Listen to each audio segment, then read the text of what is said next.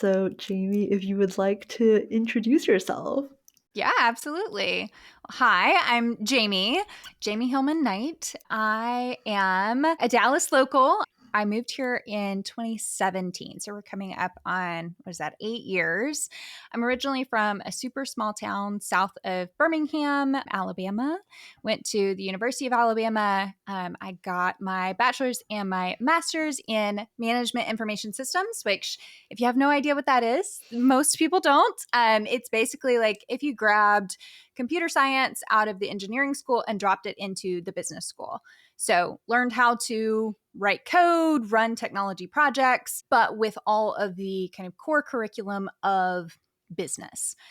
So, after I graduated, I came out here to Dallas and started working as a technology consultant. And in my capacity as a technology consultant and then kind of transitioning to a management consultant, I have done quite a variety of things.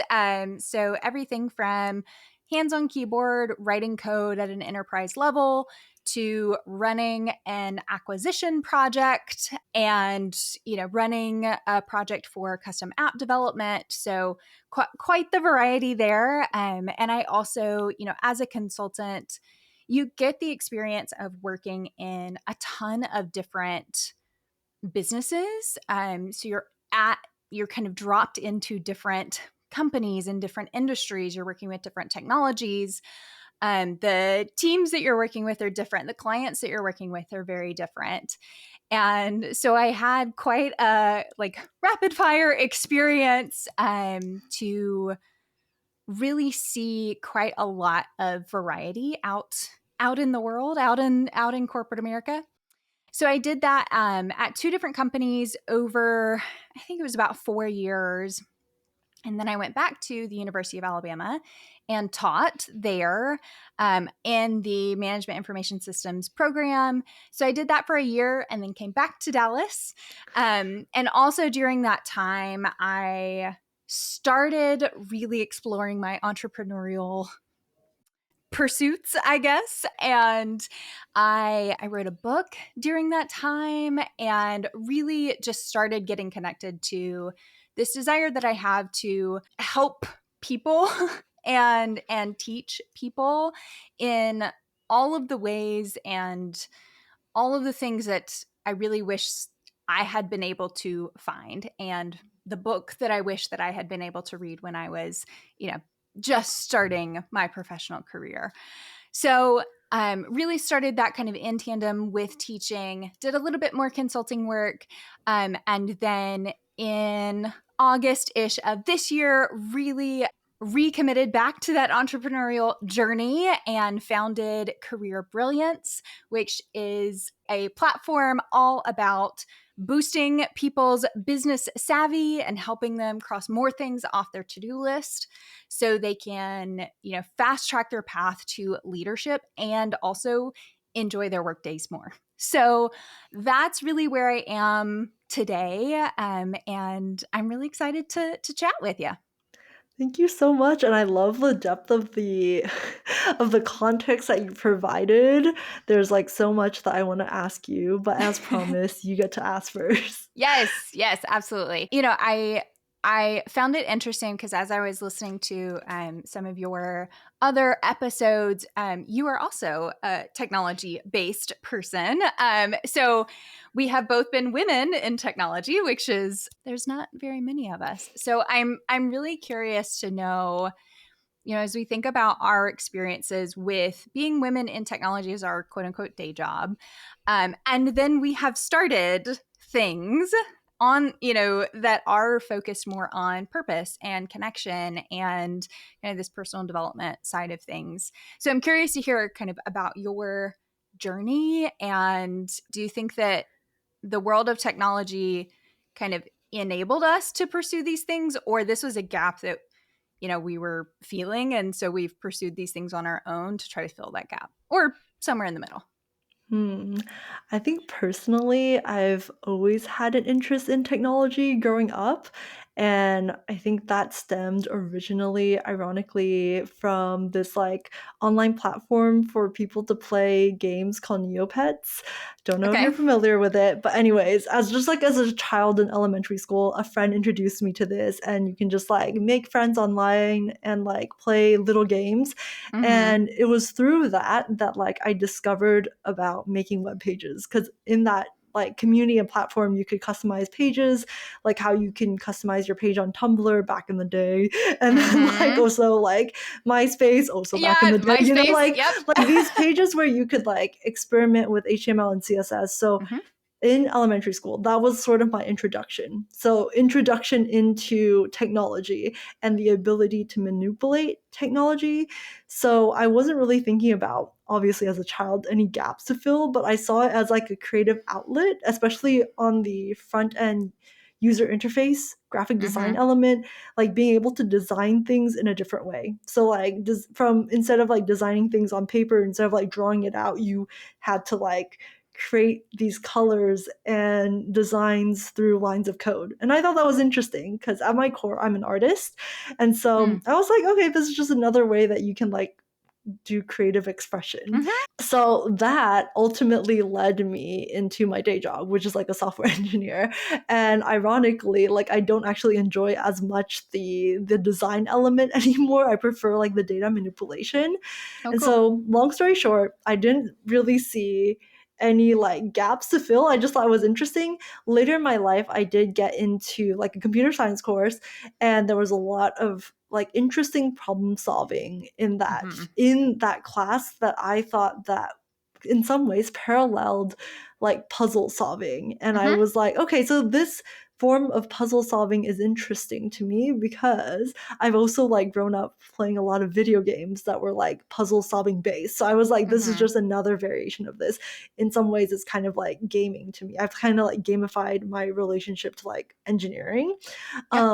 So in terms of being a woman in technology, this was not intentional. I wasn't like being like, oh, I want to be this person, but it was just like growing up, somehow all of these elements led me Mm-hmm. into being a woman in technology. What about you? How did you end up in technology? Like, how did you even pick that field of study in college? Yeah, so very similar kind of childhood experience. I was always the one in my family, even as a kid, who would like be tech support. Like I could figure out how to make the TV work, and I could, this was back when you had 14 different remotes for everything. And I was the one who could like make the computer do what it needed to do. So I was always just very inclined to that.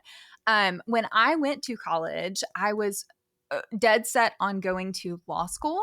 So I was Oh, actually a communication studies and political science double major. okay. And the I don't know what this says about me. But the classes weren't hard enough for me. I'm very much like a puzzle person like you, where I was like, I want more of a challenge. And I had heard about the MIS program, and I had come across it in a couple of different ways. Like there were more than one time when I had a conversation with somebody and they were like, yeah, I'm in this great program. It's called MIS. And so there was just something, I didn't have all the information, but there was just like a gut feel that was like, this feels like a really good fit. And it was over the winter break that I was like, okay, I'm going to do this. Like, I'm going to switch my major to do MIS. But I have never written a line of code outside of, customizing my MySpace profile when I was in seventh Right. grade. And so I did I like went online, found like an HTML course, and just like, maybe it was like hour of code or something like that. That was just like very basic. And I was like, okay, I think I can do this. I think I can figure this out. And so switched in last minute. They actually like when I first tried to enroll, they said that the class was full. And so they were like, oh, you're gonna have to wait until next semester. And I was like, oh, that's a bummer. And then somebody dropped out of the class, and they were like, hey, just kidding, you're in. And so I was like, great, let's go. So that I feel like I kind of fell into it that way. But then once I was in it, I remember on like an early Saturday morning laying in bed and like working on one of my assignments just to see what all I could do and what all I could create with it. And it just being such a fun puzzle thing from there. And then, as I started to learn more about where technology and business meet, it's like technology is absolutely a critical tool for where business is going. And so this feels like a really foundational skill set for how businesses are going to have to be able to earn revenue, reduce costs, and pursue their mission, which is what businesses are all about. Yeah, so that explains how you got into technology, but what about business and entrepreneurship? Like, was that also just something that was intrinsic to your personality or developed So, later? yeah, so it's always funny, you hear like the Sarah Blakeleys of the world, and they're like, yeah, I started selling, lemonade at 6 years old or whatever. I was not that way. And I even had, for a long time, I thought, well, no, that doesn't, I don't know that kind of lifestyle would be good for me. Like I do well in more of like a structured environment. And then COVID happened and everybody had to work from home.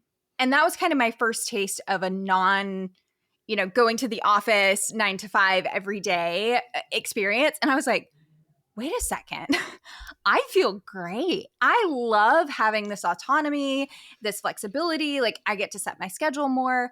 And also during those first few years right out of college, for me at least, was a massive time of self-discovery.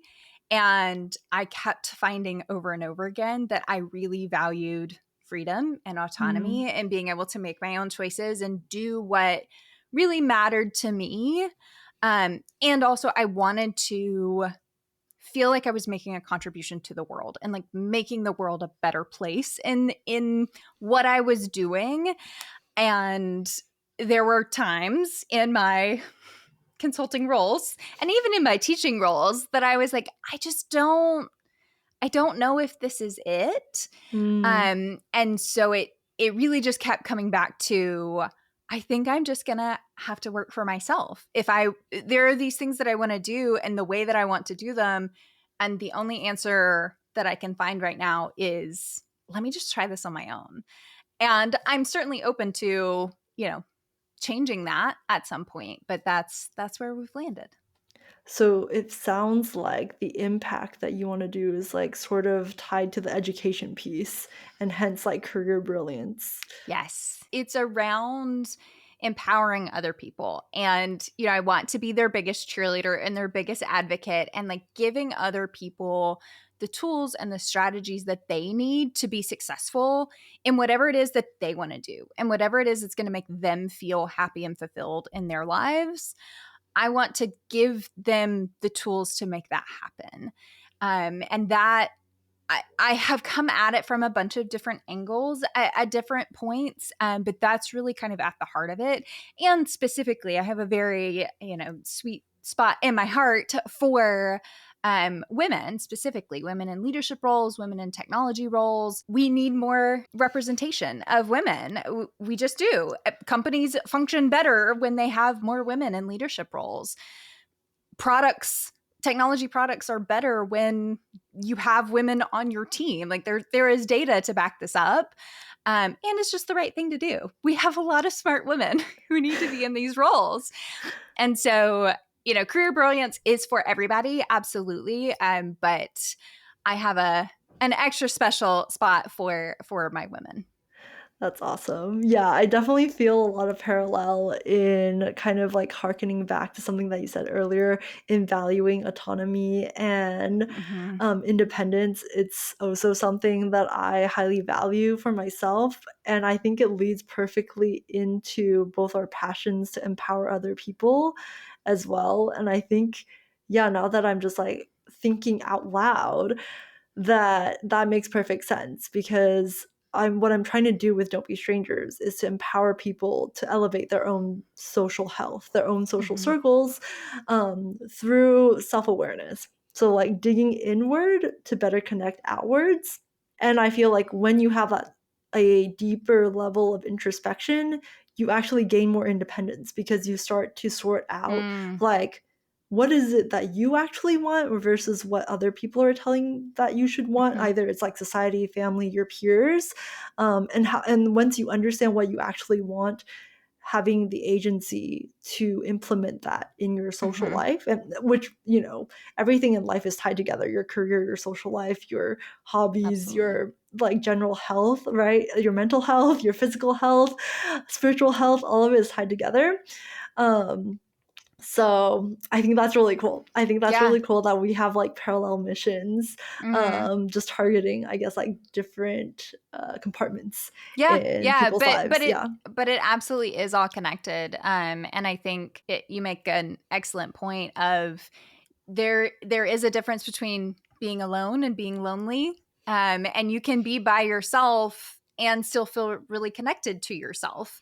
And I totally agree that that is a huge part. As I was reflecting and getting ready for this conversation, just thinking about when I have felt the most lonely has been the times when I feel disconnected from myself, in addition Mm, to feeling disconnected from other people. But very often starts with I don't feel connected to me, and I don't feel like I can be at home when I'm alone. right. And Yeah. when I can do that, it's like, okay, that gives me the confidence, and the self-awareness that I need to then go out and connect with other people. And then it becomes this beautiful kind of self-reinforcing cycle of, I find more about myself when I'm with other people who bring Yeah. out the best in me. And so it's that kind of that cycle. Yeah. Wait, is Mm. this your answer to the question, what's your relationship with Yeah. loneliness? Did you have any more to add to that? Or Yeah, I mean, as I was, thinking about it, when I was thinking about when I was the most lonely, that's really what first came up for me, and that really was that time period right after I moved to Dallas. So left, the state that I had known forever, moved out here, new job, new city, new state. I was with a partner at the time who ended up not being a good fit for me. The person who in a lot of ways I was looking to be an anchor of connection for me was not what I needed, and I was probably not what they needed, but longer story for another day. right, right, right, um right. but so much of that time, it really goes back to that I did not feel connected to myself. Like I felt completely untethered, and it really sparked this journey of exactly what you said, the self introspection and the personal discovery of who am I and what do I care about and what are my values and what are the different ways that I actually can do life. Yeah. And what does that look like? Like, what are my options? I mentioned I grew up in a super small town in Alabama. I It's hard for me to describe how small it was. But one of the things that I point to is like I did not know it was a thing that people could go to college out of state. Like Mm, it just never, that's how small the world was for that community. yeah. Was like it just never even occurred to me that that was something you could do, or that something that people did. I applied to Alabama, I got in, I got a great scholarship, and I was like, this is it. Like I've made it. This is as big as you can possibly go unless you do something absolutely crazy like an Ivy League. But I'm Yeah. not going to do that. So just coming out to Dallas, there's so much here. And I think in a lot of ways, just trying to figure out what are all of these different ways that people can live their lives. Yeah. What are all of the options? Because there are so many ways to live your life and to structure your life, and types of work that you can do, and types of relationships that you can have, and the hobbies that you can do, and all of that. There's so many options, and it's Yeah. really just up to you to, one, know that the options are there, and then Yep. two, know that you want to do that and then go Right. do it. So that whole big journey of, I read so many books and listened to so many podcasts and all of that. Took every personality test. So if you want to geek out about personality Yeah. tests, like I could do that. And that's really what then became my book. Was I Mhm. took all of that and I was like, okay, can I give someone a literal roadmap to say, I've read everything. You don't have to read everything. If you want to, you can. But here's one book that really gives you these 7 basically starting points for you to go through and just start to understand and to think about, okay, I have different options here, and start to ask yourself those questions of what actually feels good to me? What do I want? What aligns with my values? And in doing that, learning how to decide for yourself and trust for yourself, because that really, at the end of the book, of course, I want you to have these beautiful grand takeaways of like, yes, now I know these particular, answers to these questions. But I also want you to know now you know how to make decisions for yourself. And that is a skill set that you will carry with you for the rest of your life. Right. Yeah. You're just like singing to the choir. Like I align with this so much. Also what you said about not even knowing the other possibilities of how life could be Yeah. lived is part of the reason why I love talking with strangers. I love meeting new people, why I do this podcast, because there are just things that based off of your upbringing and context, ideas that cannot even cross your mind. And that's what I'm really curious about is like, what are thoughts I haven't even thought of Hmm. that I can only access through someone else's context, right? Because they have this thought, right? Yes. Yeah, Yeah. absolutely. Yeah. Since you already brought up your book, I would love to Yeah. hear a little bit more about it. Like, Sure. what are these 7 signposts? Yeah, right, signposts. Yes. So the name of the book is 7 Signposts: Find Your Direction in Life's Foundational Decisions. And the way that it is structured is each one of these 7 signposts, there is a foundational decision about how you want to go about your life. And the thing is, when, again, I've read a bunch of the books, I've listened to a bunch of the podcasts. People generally agree that these 7 areas are very important for you building a life that feels good to you. What they don't agree on is how to actually make that happen. So, what the book does is it introduces a concept and then it talks you through the 2 different kind of most commonly debated paths, and then gives you lots of exercises to help you determine which one works best for you, or maybe you're somewhere in the middle, or maybe it's, something totally different. So, the 7 are managing your energy, embrace your passion, define your timeline, explore your self love, flourish in your relationships, invest your money, and achieve your goals.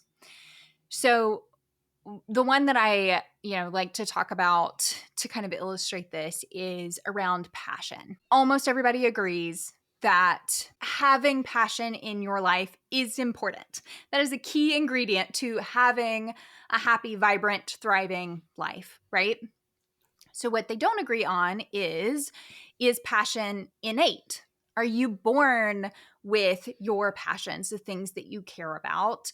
And therefore, to live a passionate life, you need to follow your dreams, right? Yeah. Follow your passions. The other camp says that passion is developed over time through repeated practice. You develop a passion for something that you've gotten really good at, and that is your path to having passion in your life and having all of the benefits therein. Yeah. So, those are 2 very valid different paths. And so, what the book does is it kind of explains both of those more in depth. And then you've got some great exercises at the end of each chapter to help you discover which one fits best for you. I think that's so cool that you don't make it prescriptive, that you allow people to explore like the 2 kind of like the nature versus nurture, that's Mhm. the example that you just gave, right? Mhm. Like to see Yeah. like, oh, do you already have passion inside of you? And if not, like, can you develop it? Right. And just making it very open-ended. I really, really love that. Also, I guess it just goes back to our value for independence, right? Like, Yeah, it right. doesn't feel good if someone's just like, this is the only way that you can do things. And like, if Mhm. you don't do it like this, then you're not gonna find your passion. You're like, Yeah. oh no, like it just feels I too wouldn't. restrictive when someone Yep. tells you like this is the only way they can do it to like Yep. arrive at the end goal.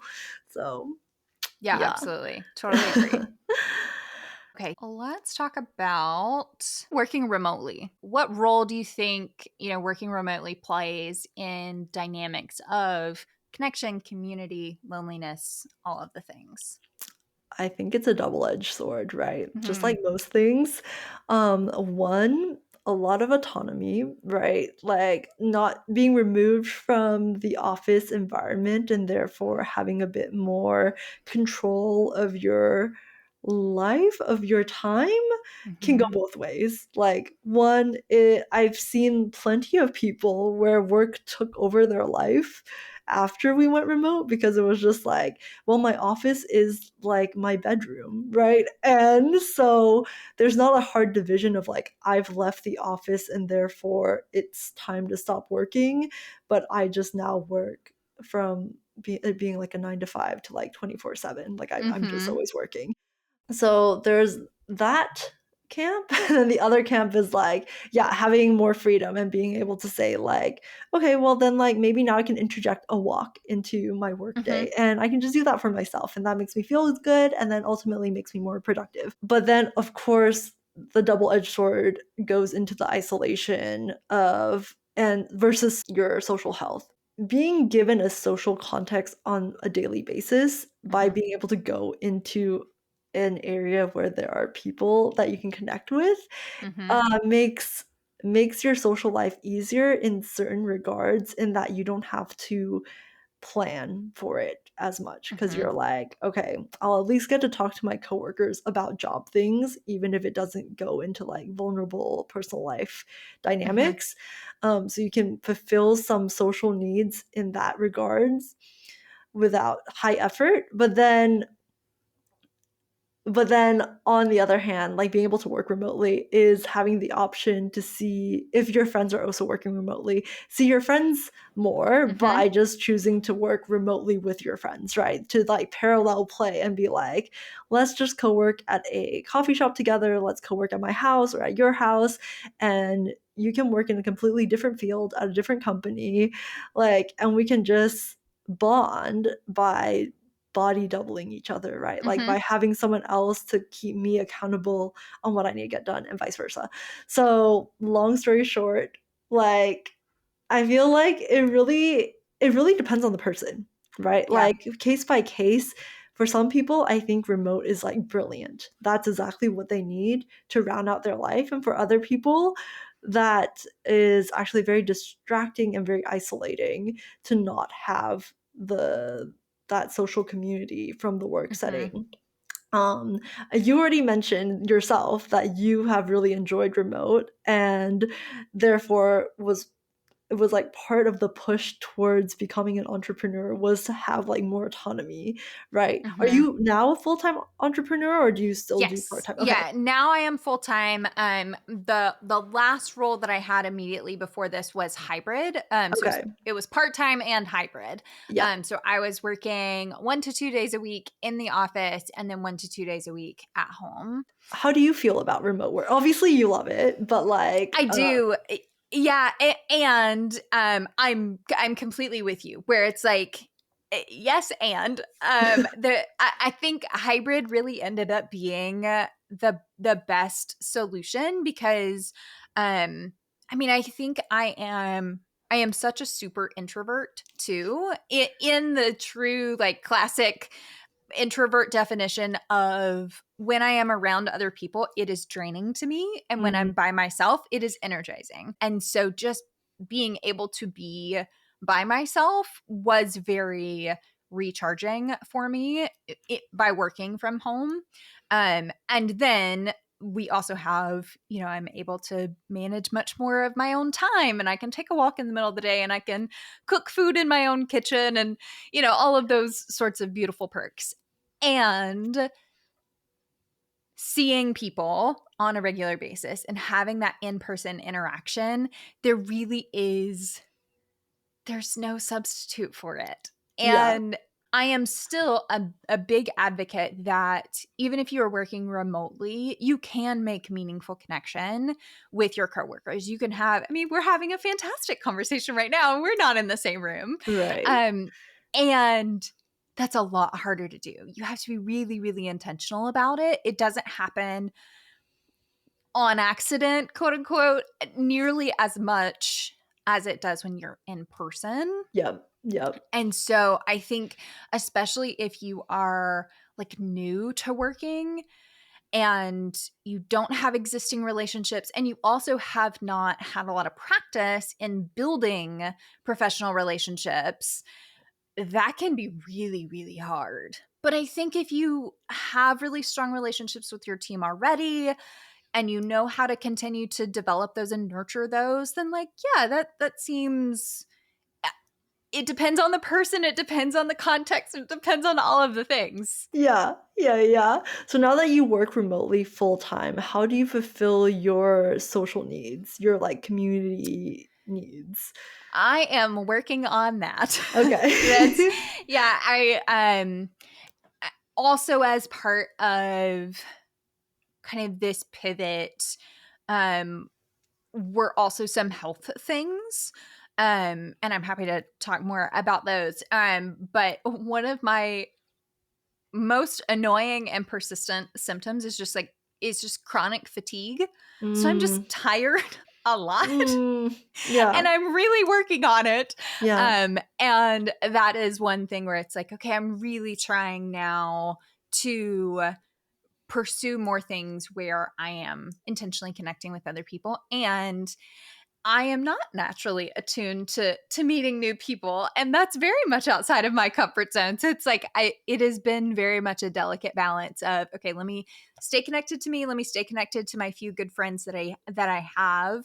And then once I get, on the other side of this, it's like, okay, I'm gonna do more. I'm gonna reach out more and be more plugged in. I really want to be, deeply integrated into a local community and those sorts of things. So that's on 2025's goals. yeah, yeah. Baby steps, baby Yes. steps, definitely. No, I was Yes. just like curious too. Especially, I'm always interested in people's perspectives on moving to a new city and like having to build their community from Mhm. ground zero. Given that you're super introverted and recharged, like being alone, then it's like, okay, this all makes sense. That it's like Yeah. obviously it's gonna take like a little bit more Mhm. to fill that out. But it is my passion, so I always ask people. I'm always I love it. Yeah. where are you at in your community building stage, and like how do you Mhm. feel about it? And also making people aware that they can have goals in their social life, because I think that's not something that people think about, right? That's not like, oh, I would like to have three best friends, like, Yeah. or like people don't think of goals in this way. They think Mhm. like, I want to develop in my painting skills, or like Right. I want to move up in the corporate ladder. Like these seem like very definite because Mhm. we've kind of been taught like this is how goal setting goes, but no one's like ever really conscious about like their social life, or like being like, Yeah. oh, I want to get rid of my I want to get rid of some toxic friends. Like people don't Yeah. set sort of these goals, right? Where you're like, okay, Mhm. well then if I have that goal, then what does a toxic friend mean? Who, like, does anyone in my social circle fit this, or maybe not, or maybe there's no one to Mhm. eliminate, and like, yeah, just having that awareness. Yeah. Yeah. Some of the goals that I have set, let's see, that I'm thinking about in this vein. So this might be interesting to other people who are trying to set their own goals. So I want to become a regular at a coffee shop. Like I Cute. want to be able to Cute. walk in and like the barista like knows my name and knows what I want to order. It's probably going to be a lavender almond milk latte almost every time. So that's pretty easy. Um, that's one. I want to be like somebody's go to, like, hey, will you drive me to the airport? Like, I Cute. wanna be Yeah. somebody's, like, errand friend. Like, Mm. I just wanna be able to, like, help you with your life, you know? Yeah. So that was one. Gosh, I had another one. I can't remember. They're written These down are somewhere. But so wholesome, and the fact that you have them written down is, like, so mhm, sweet. I feel like the errand friend thing is so cute because, like, every time my friends move, like, I always offer to, like, help pack and, mhm, like, move things and, like, mhm, unpack, like and none of my friends have ever taken up this offer because I understand, like, all grown up in this, like, hyper independent American hustle mhm, culture, so it's like, "Oh, why would I ask my friend to do this when I can just hire someone?" Like, I'm financially independent enough to, like, not be a mhm, burden onto anyone, but I'm like, "No, I feel like there's a lot of value in the vulnerable act of, like, asking for help and, like, being able to meet your friend's needs like this. Like, it doesn't always have to be a deep conversation over coffee, but it can just be, like, a very casual yeah, like an errand, right? Like, being like, mhm. "Let's go grocery shop Yeah. together," or, like, Mhm. something very, very casual that's, like that allows you to live life together instead Yeah. of constantly catching up on life, you know? Ooh, Yeah, I because like I feel like that. a lot of the meetups that people have right now are like, "Let's get dinner and, like, tell each other what has Uh-huh. happened," but it's important to also create shared experiences, right? The shared I love experiences of, that. like, taking your friend to the airport and, like, being Mhm. like, showing up when they're sick. What else? Like, just anything else. And Yeah. I'm trying to be intentional about, like, creating these experiences in my own social life. I love that. I wrote that down. When you were talking about the, like, asking for help, there's a Mhm. really interesting I think it was a study that was done that basically concluded that people tend to overestimate the level of a burden of asking you to do something and underestimate people's willingness to do whatever it is that you've asked them for help on. So, like, in general, people want to help. They're Yeah. thrilled that you asked them to help. But when you are the one asking for help, like, it just feels like, "Oh, I don't wanna bother them. Like, I don't know, like, but we just really underestimate people's willingness to extend help. I've Um, definitely heard of this study as yeah, well. Yeah. yeah. So my strategy for asking for help is always giving people the out. Like, Ooh, just nice. being like, "Hey, Jamie, like, could you, like, maybe help me with this?" But, of Mhm. course, if you don't have time, if you don't Right. want to, that's totally okay too. That's, like Uh-huh. I always, like, end my ask with this, like, it's totally but, like, I have to try because I want to see where this friendship could go. Like, Mhm. could we become the errand friends, right? And, like, some Mhm. people are just, like, not down for that, and then, Right. like, you'll get that, like, once they, like, reject but, like, it doesn't feel as bad because I already gave them the out. Like, I already gave them Right. permission to reject. I'm just like, Uh-huh. "I'm not gonna hold it against you if you can't Right. or don't wanna do this." Like, it's just an open invite to There you do go. some life things together where Yeah, life is yeah, more chill. yeah. Yeah, That's really interesting because I've spent a lot of time thinking kind of from the professional lens of mhm. how do you effectively ask for help in a way that gets you the help that you need, but also doesn't put people in a weird position or anything like that. And having the graceful out is definitely one of those components. And then also just like making it as easy as possible for somebody to say yes. So instead of, hey, do you want to, hang out sometime? It's like, hi, like I'm going to go to, the farmer's market on Saturday at 11. Would you like to join? And so it's like, hey, I've already done all of this work. Yeah, And so it's like makes it easier for you to say yes or say no, but then say, actually, I can't do Saturday, but I can do Sunday, or I can't do 11, but I can do 9 or whatever. So that's an interesting kind of parallel. I hadn't really thought about that before. yeah, definitely that is amazing, and that's very effective too because it takes the complexity of like the logistics of like hanging out if you propose something more concrete. Exactly Yeah. as you said, instead of being like, maybe in the next 5 years you'd like to Right. like have coffee once, to being like, Uh-huh. how about next Saturday? Mhm. And then you can like actually start having a more collaborative conversation on like, when is this coffee date gonna happen? Right. So I have to ask you the question which Yeah. I ask everyone, which is, how do you define a stranger, and at what point do they transition from being one to not being one? Let's see. I mean, defining a stranger is just someone you just don't know yet. And when they transition, as I was thinking about it, it was really, there's a frequency component to it, there's a depth component to it, and then reliability was kind of my third Mm. piece. So frequency is just, this is someone who you have seen more than once. It's really hard to, take someone from a stranger to not a stranger if you only interact with them once. Yeah. And I think this is also where we see, coworkers become not strangers, right? Because we're Right. seeing them frequently. And so that's kind of one level. The next is depth. So when you are talking, is it just the hi, how are you? Good, how are you? Okay, and now exchange is over.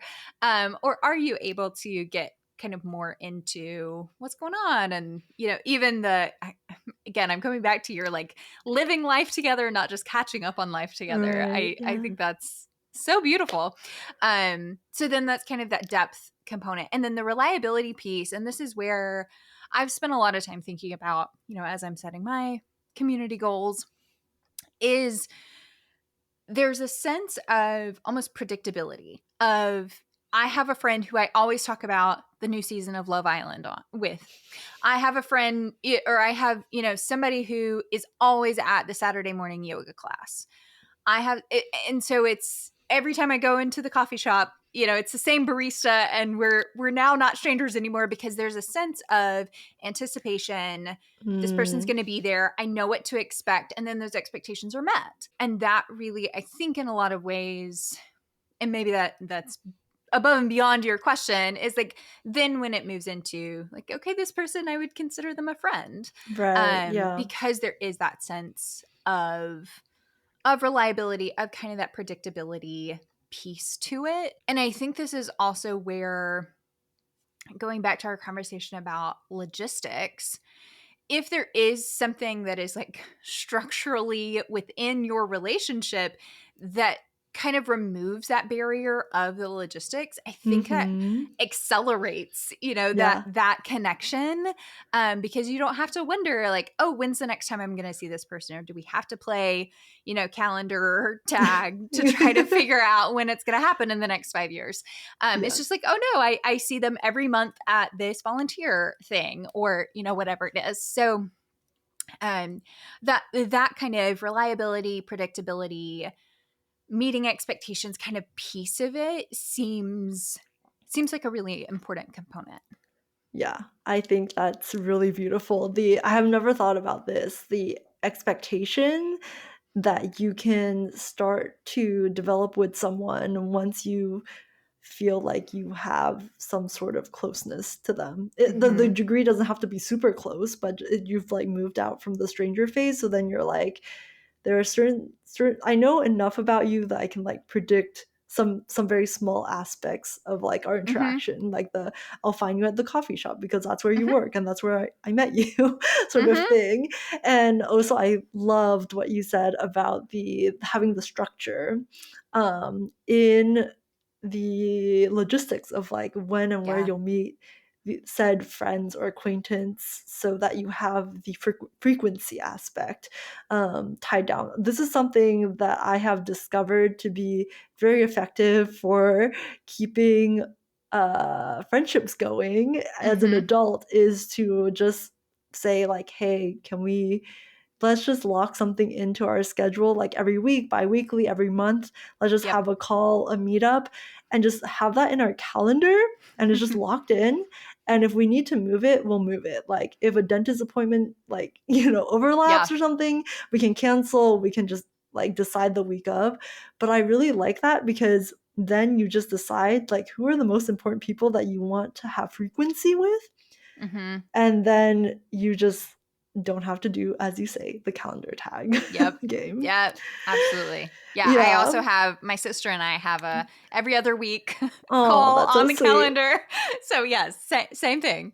That's awesome. Yeah. Was there anything that we didn't get to touch on that you wanted to go back to? So you asked a really great question, and I don't have the full question in front of me, but over all of these different professional experiences that I've had, how has that shaped my communication and my connection style? Mhm. And I spent a lot of time thinking about that because it was such an interesting question. When I think back on all of the different professional experiences that I've had, I do tend to think about, okay, it's been a bunch of projects, it's been a bunch of technologies, it's been a bunch of businesses and industries and, all of those things. But it's also been a lot of people.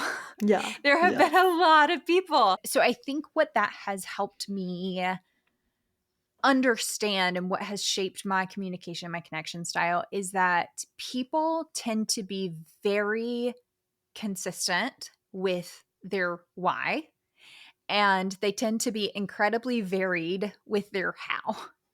So Mm. almost everyone, when you really kind of dig into the why of what they're doing, everybody wants to feel like they belong. Everybody Mm. wants to feel like they're valued, like what they're doing matters. They want to feel seen. They want to feel heard. They want to feel like they can be successful.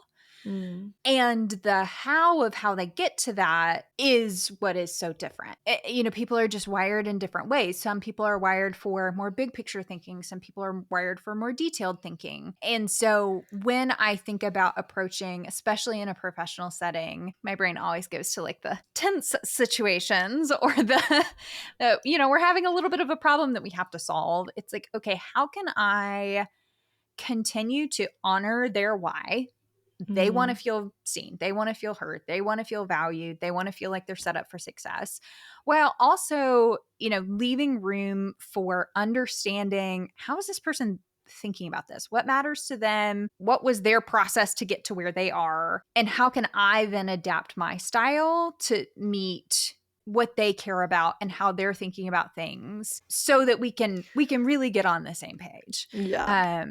Yeah. So that was when I was thinking about it, I was like, oh yeah, like that, I have had lots of experiences where I've worked with lots of different people. And that how there's one level where it's like, yeah, our brains are just different.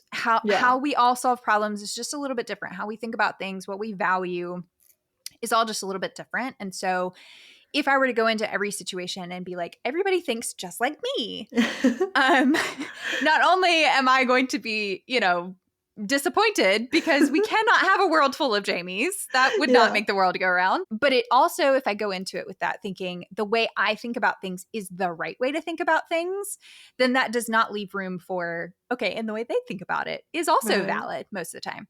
Yeah. The other layer to that, though, is sometimes people's how is unhealthy. Uh, so I have worked with people who have been just jerks to me. And it has taken a lot of work to be like, okay, I still can honor your why, which is you want to feel seen, heard, valued, like you matter, like you can be successful. Even if the way you're trying to accomplish that is by being mean to me. And I think Mm. that we can have a different conversation, but it's not about me. If you're being a jerk to me, like you might not like me, but like I'm a generally like friendly person. So it's not a me problem. Yeah. That seems like a you problem. And I can see that your why is driving those kind of how, quote unquote, how Mm. behaviors.